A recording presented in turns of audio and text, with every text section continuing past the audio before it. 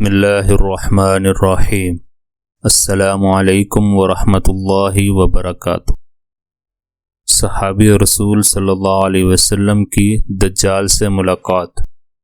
سیدہ فاطمہ بنت قیس رضی اللہ عنہا سے روایت ہے کہ ایک اعلان کرنے والے کی آواز سنی۔ رسول اللہ صلی اللہ علیہ وسلم کا اعلان کرنے والا کہہ رہا تھا، الصلاۃ جامعہ، مسجد میں نماز کی جماعت ہونے والی ہے، لہٰذا میں نے مسجد میں رسول اللہ صلی اللہ علیہ وسلم کے ساتھ نماز پڑھی۔ میں عورتوں کی اس صف میں تھی جو مردوں کی پشت پر عورتوں کی پہلی صف تھی۔ جب رسول اللہ صلی اللہ علیہ وسلم نے نماز ادا فرما لی تو آپ خوشی کے عالم میں مسکراتے ہوئے ممبر پر تشریف فرما ہوئے اور فرمایا، ہر انسان اپنی نماز ہی کی جگہ پر بیٹھا رہے۔ پھر فرمایا، تمہیں معلوم ہے کہ میں نے تم لوگوں کو کیوں اکٹھا کیا ہے؟ لوگوں نے کہا، اللہ اور اس کا رسول صلی اللہ علیہ وسلم زیادہ باخبر ہیں۔ آپ صلی اللہ علیہ وسلم نے فرمایا، میں نے تمہیں نہ کسی خاص بات کی رغبت دلانے کے لیے اکٹھا کیا ہے اور نہ کسی چیز سے ڈرانے کے لیے۔ میں نے تمہیں اس لیے اکٹھا کیا ہے کہ تمیم داری نے، جو ایک نصرانی شخص تھے، آئے ہیں اور انہوں نے بیعت کی ہے اور اسلام لائے ہیں۔ انہوں نے مجھے ایک بات سنائی ہے جو اس کے مطابق ہے جو میں تمہیں مسیح دجال کے بارے میں بتایا کرتا تھا۔ انہوں نے بتایا کہ ایک مرتبہ میں سمندر کے سفر پر نکلا۔ مسافروں کی کل تعداد 30 تھی اور ہم سب ایک کشتی پر سوار تھے۔ ہمارا سفر انتہائی اطمینان کے ساتھ کٹ رہا تھا کہ اچانک ہوا چلنا شروع ہو گئی اور سمندر میں طوفان آ گیا۔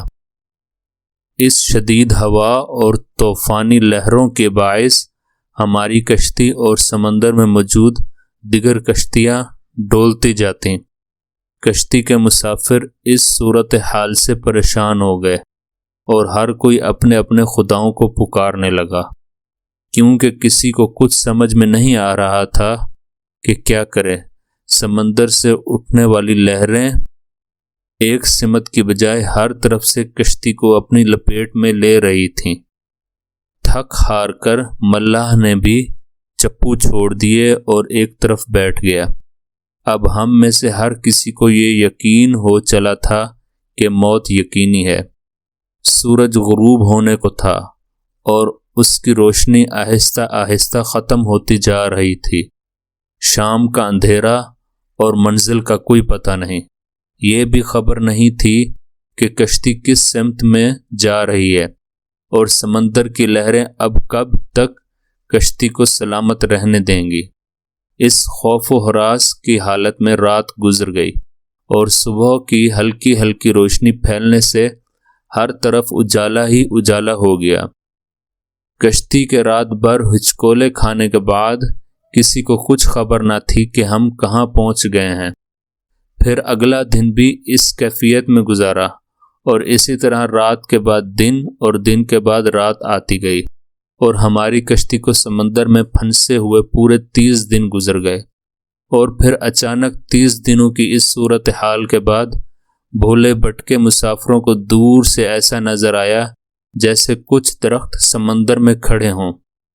30 دن سے مصیبت میں پھنسے مسافروں کو یہ منظر دیکھ کر امید کی کچھ کرن نظر آئی اور ملاح نے جلد از جلد وہاں تک پہنچنے کے لیے پوری طاقت کے ساتھ چپو چلانا شروع کر دیے اور کشتی کو تیزی کے ساتھ ان درختوں کی طرف لے جانے لگا۔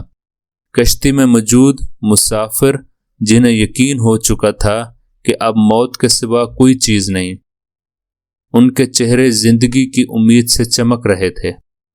پھر کشتی جوں جوں قریب ہوتی گئی درخت صاف دکھائی دینے لگے۔ ملاح پوری طاقت سے کشتی چلا رہا تھا کہ سورج غروب ہونے سے پہلے پہلے ان درختوں تک پہنچا جائے، تاکہ کہیں ایسا نہ ہو کہ اندھیرا ہو جانے کے باعث ہم اس آخری امید سے بھی ہاتھ دھو بیٹھیں۔ پھر کشتی آہستہ آہستہ ان درختوں کی طرف بڑھتی رہی، اور جب درخت قریب ہوئے تو سارے مسافروں کو یہ جان کر خوشی ہوئی کہ یہ سمندر میں واقع کوئی جزیرہ ہے۔ ابھی سورج مکمل غروب نہیں ہوا تھا کہ کشتی جزیرے کے کنارے پہنچ گئی۔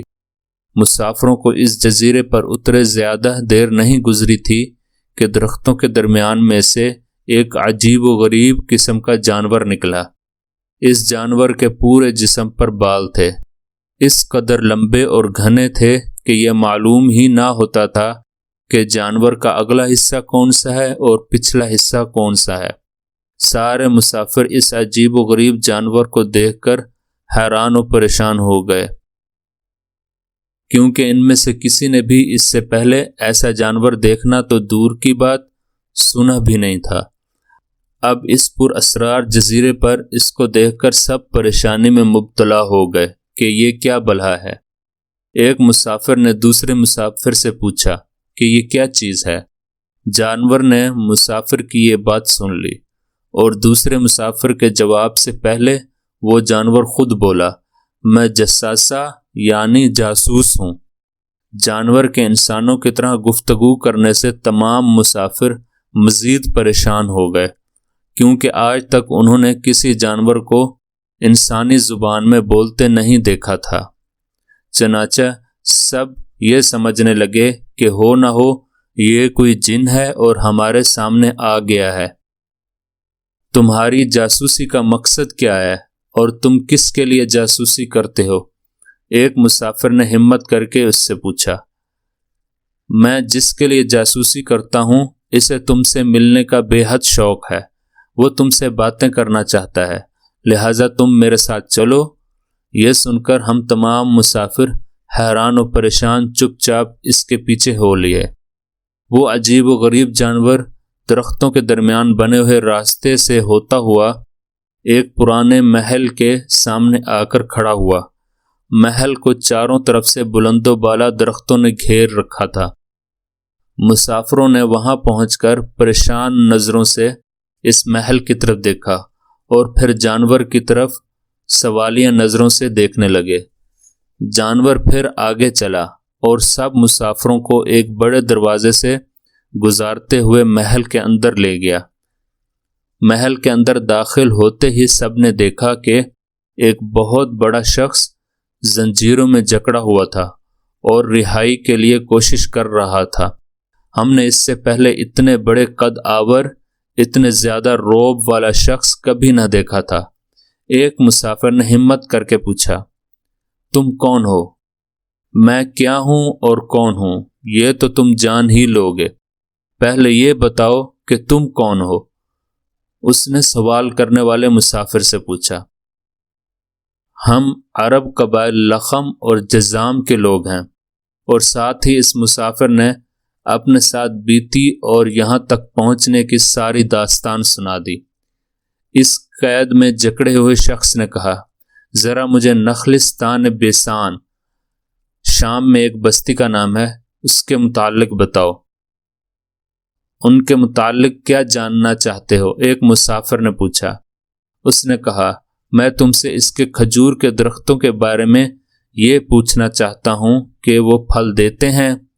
ہم نے اس سے کہا، ہاں، عنقریب ان پر پھل لگنا بند ہو جائے گا، وہ قیدی غصیلے انداز میں بولا۔ پھر وہ مسافروں سے مخاطب ہو کر کہنے لگا، اچھا، طبرستان کے دریاؤں کے متعلق تو بتاؤ۔ مسافروں نے کہا، دریا کے متعلق کیا پوچھنا چاہتے ہو؟ وہ بولا، اس میں پانی ہے؟ مسافروں نے کہا، ہاں، اس میں پانی ہے۔ اس نے کہا، عنقریب اس کا پانی ختم ہو جائے گا۔ پھر وہ کہنے لگا، مجھے شام کے علاقے زغر کے چشمے کے متعلق کچھ بتاؤ۔ کیا پوچھنا چاہتے ہو؟ مسافروں نے پوچھا۔ یہی کہ اس چشمے میں پانی ہے کہ نہیں، اور اگر وہاں پانی ہے تو پھر وہاں کے لوگ چشمے کے پانی سے کھیتی باڑی کرتے ہیں؟ ہم نے کہا، ہاں، اس میں بہت پانی ہے اور اس کے باشندے اس کے پانی سے کھیتی باڑی کرتے ہیں۔ پھر وہ پوچھنے لگا، اچھا، مجھے ذرا امیوں کے نبی محمد رسول اللہ صلی اللہ علیہ وسلم کے متعلق تو کچھ بتاؤ۔ مسافروں نے جواب دیا، انہوں نے مکہ سے اپنی دعوت کا آغاز کیا اور اب وہ مکہ سے نکل کر مدینہ میں موجود ہیں۔ کیا وہ عرب کے لوگوں کے ساتھ کوئی لڑائی لڑے اور عربوں نے لڑائی میں اس کے ساتھ کیا سلوک کیا؟ قیدی نے پوچھا۔ جواب ملا، لڑائی میں وہ عربوں پر غالب رہے اور بہت سے عربوں نے تو ان کی اطاعت بھی قبول کر لی ہے۔ اس نے ان سے کہا، یہ ہو چکا ہے؟ ہم نے کہا، ہاں، اور اب وہ خود کو ان کی تابعداری میں رکھتے ہیں۔ یہ سنتے ہی وہ غصے سے پھنکارا اور زنجیروں کو جھٹکا دیا۔ پھر مسافروں کو مخاطب کر کے بولا، اب میں تم کو اپنے متعلق بتاتا ہوں۔ میں ہی مسیح دجال ہوں، اور تمہاری باتوں سے یہ معلوم ہوتا ہے کہ عنقریب مجھے یہاں سے نکلنے کی اجازت ملے گی۔ پھر میں اس جزیرے سے نکلوں گا اور 40 دن میں ساری دنیا گھوموں گا۔ دنیا میں کوئی بستی اور گاؤں ایسا نہیں ہوگا جہاں سے میرا گزر نہ ہوگا، ہاں مگر مکہ اور مدینہ میں جانا میرے بس سے باہر ہے۔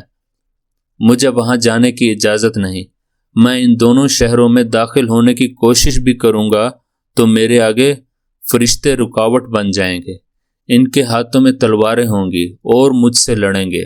ان کے ہر راستے پر فرشتے اس کا پہرا دے رہے ہوں گے۔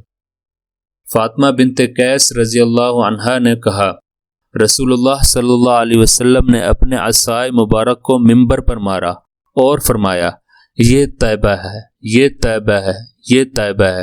آپ صلی اللہ علیہ وسلم کی مراد مدینہ سے تھی۔